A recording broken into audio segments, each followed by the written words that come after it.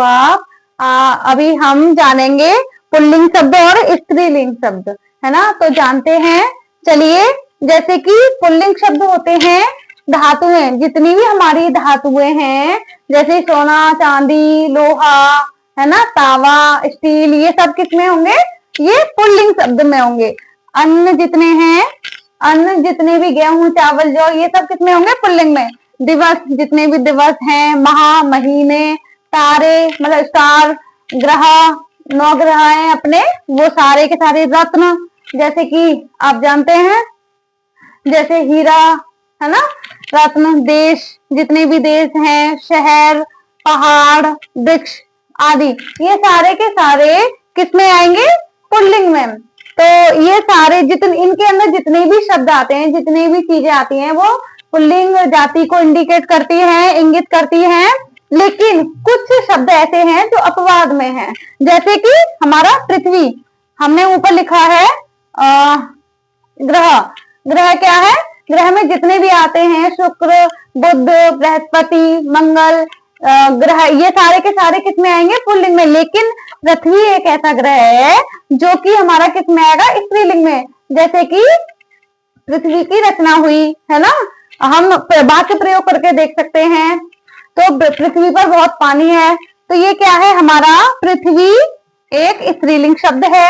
ऐसे ही हमने धातुओं के नाम लिए हैं, जितने भी हमारी धातु हैं वो पुल्लिंग में आएंगी। लेकिन इसमें धातु में एक चांदी धातु है, वो किसमें आएगा? हमारा स्त्रीलिंग में। ऐसे ही अन्न है हमारे, अरहर, मूंग, दाल, ये सारी के सारे किसमें? मूंग हमारे स्त्रीलिंग में आएगी।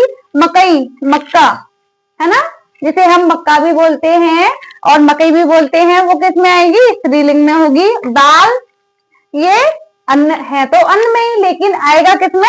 स्त्रीलिंग में। इमली और काशी, काशी भी एक शहर है, लेकिन शहर जितने भी हैं वो किसमें आएंगे? पुल्लिंग में। लेकिन काशी एक ऐसा शहर है जो किसमें आएगा? स्त्रीलिंग में। ऐसे ही ये सारे शब्द हमारे अपवाद में हैं, जो स्त्रीलिंग में, पुल्लिंग जाति के होते हुए भी स्त्रीलिंग को इंगित करते हैं। ऐसे ही हमारे स्त्रीलिंग शब्द हैं, जैसे कि नदियों के नाम। हमारी जितनी भी नदियां हैं वो हमारी किसमें आएंगी? स्त्रीलिंग या स्त्री जाति का बोध कराएंगी।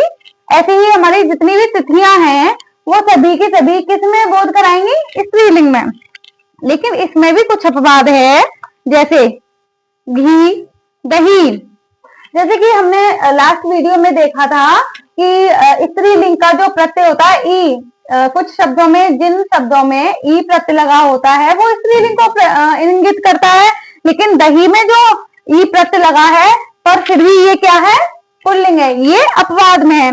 दही जम गया, तो क्या है ये? अपवाद। पानी, पानी भी अपवाद है, ये क्या है? पानी पिया गया। पानी पी नहीं जाती है, पिया जाता है, तो क्या है ये भी पुल्लिंग है। स्त्री जाति का होते हुए भी ये पुल्लिंग में प्रयोग किया जाता है। हाथी भी, ये क्या है?